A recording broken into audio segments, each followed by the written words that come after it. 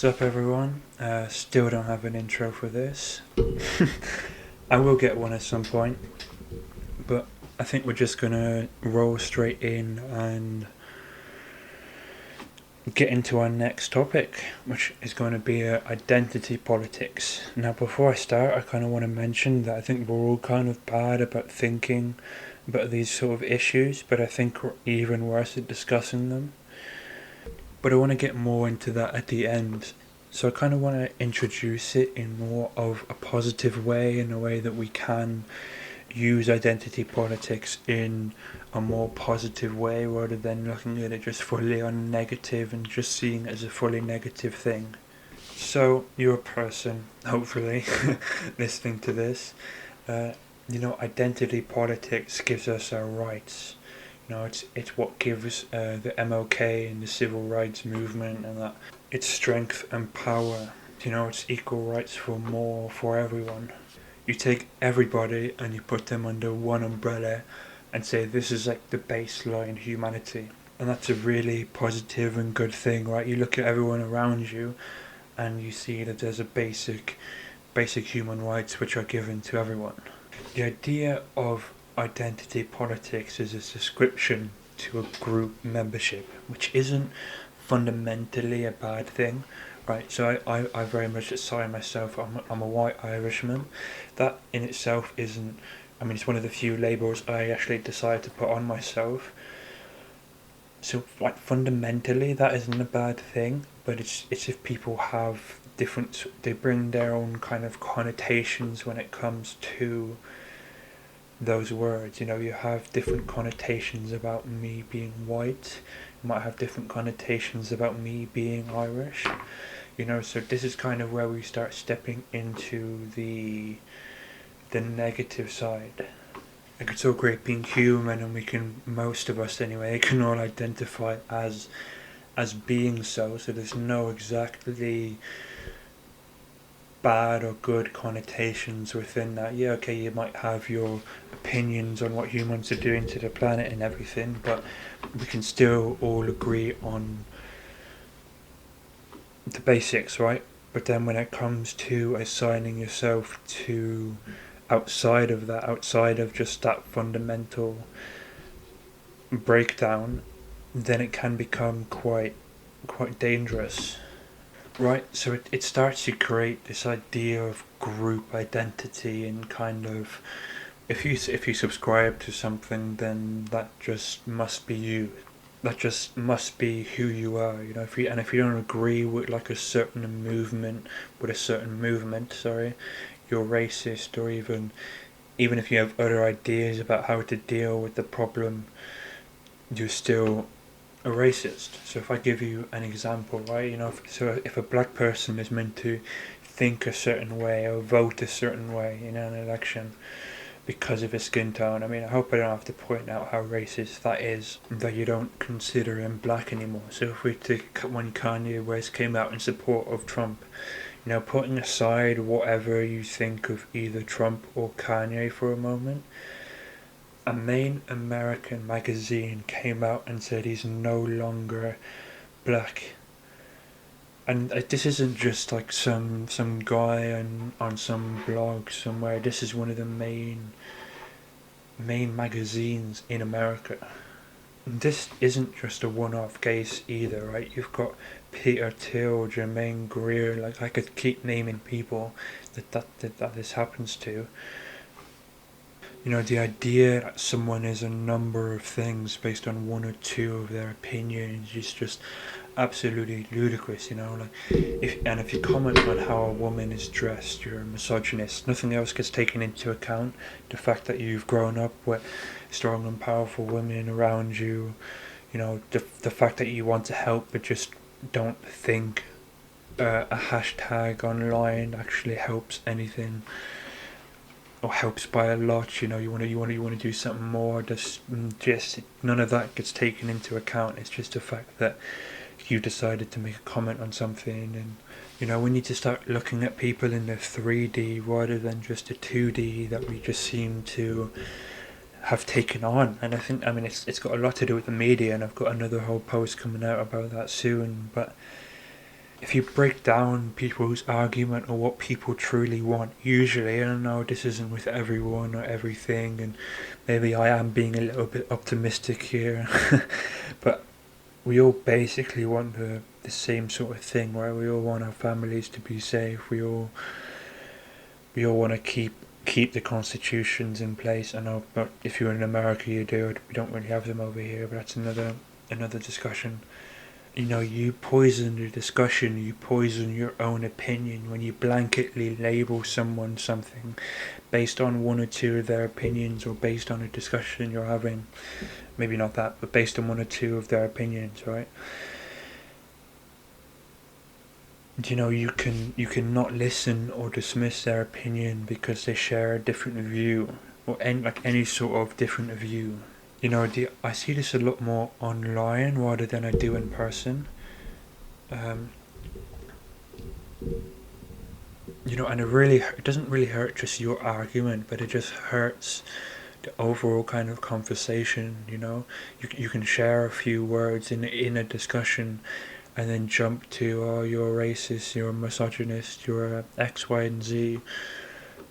It almost allows you to not take what they're saying seriously, because honestly, who really wants to listen to a racist when it comes to racism, right? Or who wants to listen to a misogynist when you're talking about women's rights, or anything along those lines, right?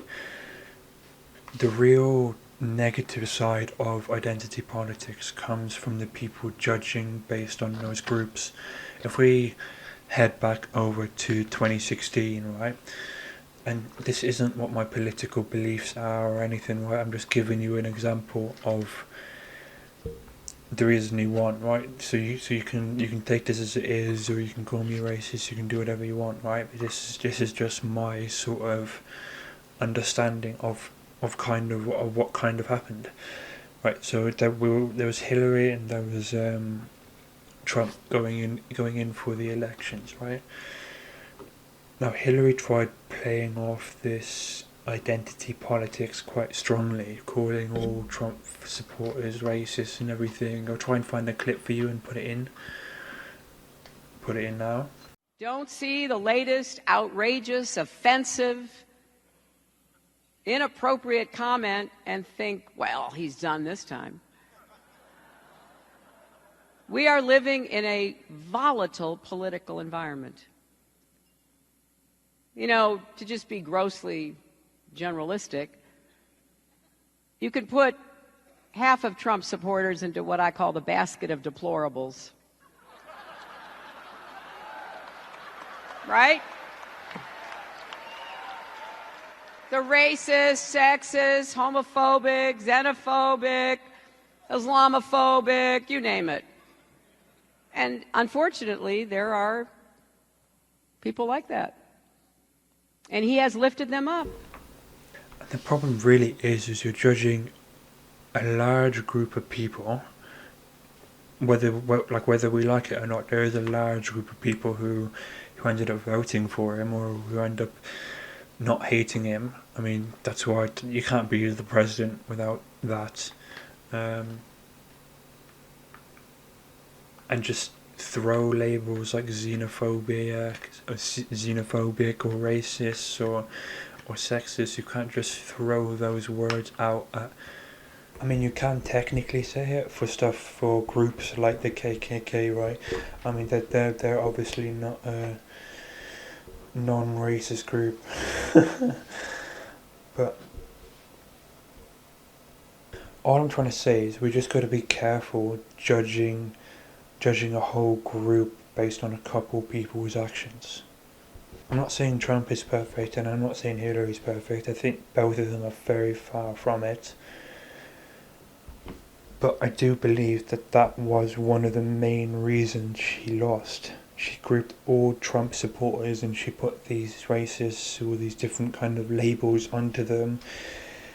And that even idolizes people who are even thinking about voting for him. Because even if you're thinking about voting for him, you go, oh, hold on, I'm not a racist. What is she talking about? So you're not just isolating Trump. You're not just saying, "Oh, he's the bad guy" or whatever. You're talking to. I'm not 100% sure on how the voting and all that kind of goes over there, but I'm sure you can't get in unless at least half the country votes for you. But the Americans will let me know down in the comments how wrong I am. But I'm just, putting people in groups and attacking those certain groups just creates division. And it creates people to turn against each other, right? We see it now over in America with the Republicans versus Democrats, and whites versus blacks, and pro-lifers versus pro-choice, and where the deal doesn't become talking about a subject a lot more logically, but it comes from more, I'm coming from heaven and you're coming from hell. That's a really bad analogy, but we're just going to roll with it. It becomes less how do we meet in the middle and more one side wants to kill babies and the other one's misogynist or misogynistic. Or it's left versus right, where the left are all hippies and progressives and all this, and the right are all stubborn and don't want to change things or don't want to see anything change, or all racist or whatever.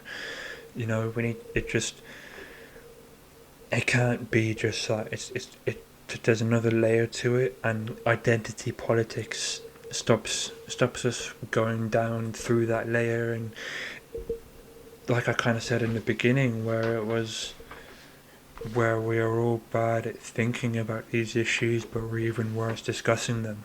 Whenever I have conversations with people online or in person, everyone always comes and starts a conversation, speaking from X person's point of view, speaking from a gay man's point of view, speaking from a white person's point of view, speaking from a black person's point of view. You get the picture. It's like speaking from an Irish person's point of view for me, right? They kind of describe themselves to you before you kind of know anything about them. And yeah, to a certain extent, experience matters. You don't want someone who pukes at the sign of blood to do any sort of surgery work, right? You don't want someone who doesn't know chemistry with someone who doesn't know what carbon is or what an atom is, right? There is kind of like basic sort of dimensions around a conversation. I think that's a good word. I don't know about anyone else, right? But I've kind of trying to at least been aspiring, or I think the world in general has tried to aspire to MLK's dream, judging someone based on the content of their character, and if we truly want that to be the case, and if we truly want that to be reality, it shouldn't really matter who you sleep with, what genitals you have, what skin tone you have. It only matters what kind of person they reliably show themselves to be. Yes, coming to the conclusion that someone might be a racist might, in your mind, allow you to win the argument, but, it's how people draw people into cults, it's how religion and everything so divides us, like, oh, you don't believe in this, so you must be evil or must be working for the devil or whatever it is. That's no attack on religion or anything, it's a tough topic in general, but my big point with this is that people are multidimensional. We need to think about stuff more intelligently and more openly, in a more openly discussion, like holding back judgment for a couple minutes or trying to fully understand the person's point of view rather than jumping on to Twitter or jumping onto them, calling them X, Y, and Z. I don't know about you guys, but I find words very hard. I just think we can talk better and more honestly to each other. So although fundamentally identity politics is a good thing, when you start adding in stuff like judgment and you start grouping actual people together and you start judging those group of people based on the ideas of that particular group, that's when you start to see a sort of negative side of identity politics and like a more negative side of people in general. And I think that sort of brings the end to the episode. Hope you enjoyed. We don't have an outro yet, an outro or an intro. My voice crack there. So I'm gonna just jump off and say peace and subscribe and follow and all that sort of stuff. Alright, peace.